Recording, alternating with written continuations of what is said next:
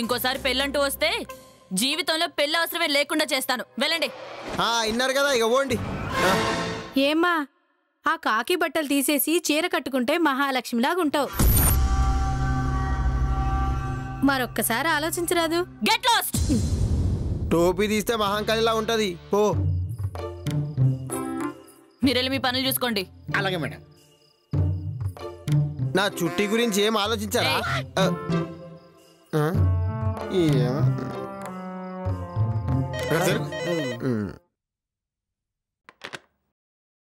Hello, police స్టేషనా? అవును, చెప్పండి. ఇన్స్పెక్టర్ కిరణ్ గారు ఉన్నారా? నేనే మాట్లాడుతున్నా, చెప్పండి. నా కూతురు చనిపోయింది మేడం. అవునా? ఎక్కడా? కాలేజీలో. ఎలా జరిగింది?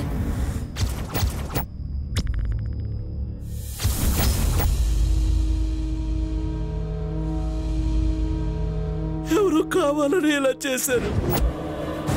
నాకు న్యాయం జరిపించండి. సరే సరే, మీరేం కంగారు పడద్దు. ఇప్పుడే బయలుదేరొస్తున్నాం.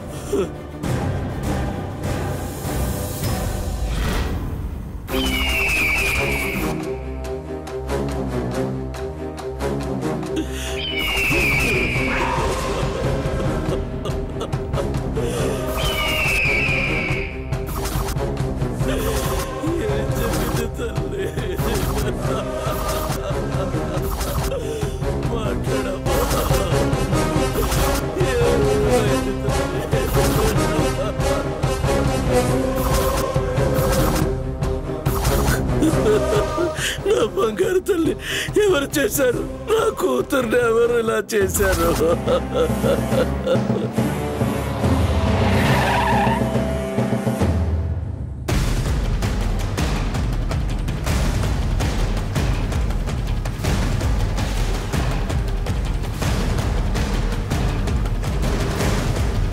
డెడ్ బాడీ ఎక్కడా? ఆ వైపు ఉంది మేడం. పదండి.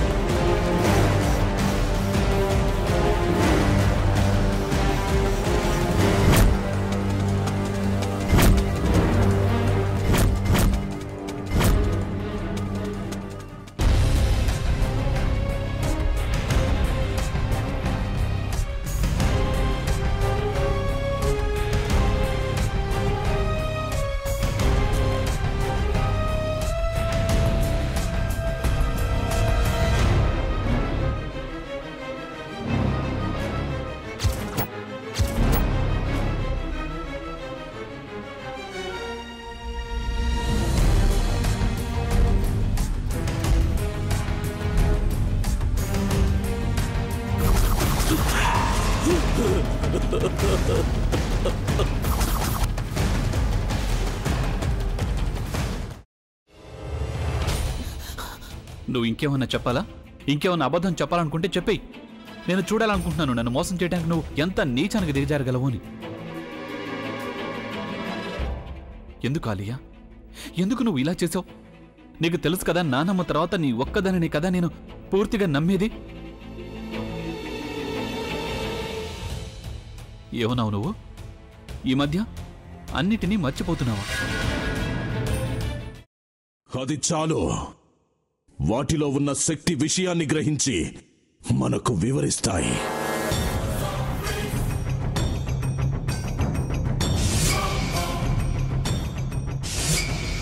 ఎవరు ఆ దండ విప్పొద్దు, గది తలుపులు తెరవద్దు.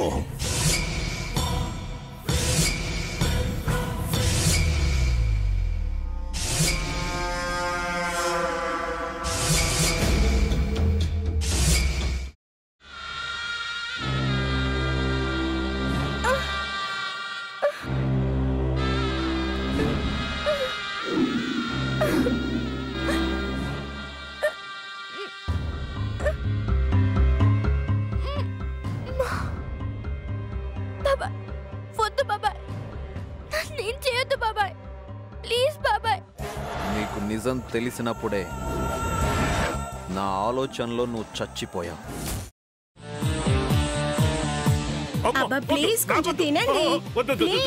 భీమారావు గారు, మీరా? ఇగో మీరా కాదు, సక్కుబాయ్. అవును, మీ పనామే లేచిపోయిందని చెప్పి కంప్లైంట్ ఇచ్చినావు కదా.